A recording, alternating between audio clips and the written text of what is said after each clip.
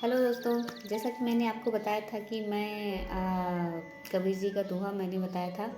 पाहन पूजे हरि मिले तो मैं पूजूं पहाड़, यादें तो चक्की भली जो पीस खाए संसार। तो इससे ही रिलेटेड एक कहानी है जो बहुत ही अच्छी है।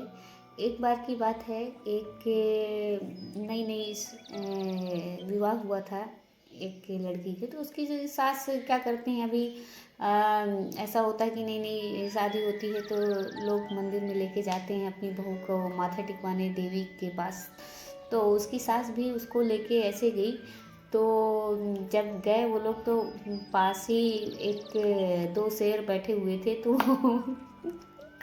दौड़ के भागने लगी, शेर शेर शेर करके। तो उसकी सास कहती है, क्यों भाग रही है?" कहती शेर, तो कहे अरे वो शेर नहीं है, वो पत्थर है। ऐसा बोल के उसको बोल देती है, तू उनसे डर रही है करके। तो वो बेचारी चली जाती है आगे करके। तो फिर आगे जाते हैं तो एक गाय होती है और अपने बछड़े को दूध पिलाती रहती है। तो वो जो बहू होती है वो वापस से उसको कहती है कि माँ जी मैं जाती हूँ, बाल्टी लेके आती हूँ, दूध धुलूँगी करके। तो उसकी बहू कह उसकी सास कहती है, अरे क्या पागल औरत मिली है मेरे को, ये समझती नहीं है कि ये पत्थर है, पत्थर थोड़ी दूध देती है। तो उसको डांट के उसको कहती है, ये पत्थर है, पत्थर थोड़ी दूध देती है करके। तो ऐसा बोल के उसको आगे के लेके जाती है, और आगे लेके जाती है तो फिर सामने देवी माँ आ जाती हैं, मूर्ति आ जाती है। तो वो उसको कहती है कि देवी माँ है, इसकी पूजा कर लो करके। तो वो जो बहू होती है तो कहती है कि कहाँ है देवी, मेरे को तो कोई नहीं दिख रहा है करके। तो वो कहती ये है तो देवी करके। तो बोली अरे ये देवी नहीं है, ये तो पत्थर है करके, ऐसा वो बहू बोलती है उसको।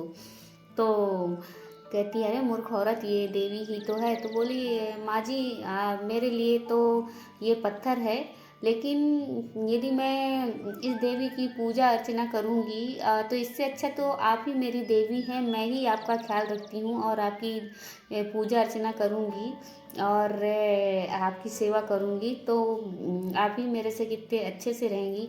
ये तो पत्थर है, मैं इसका इसका करके मेरे को क्या फ़ायदा मिलने वाला है।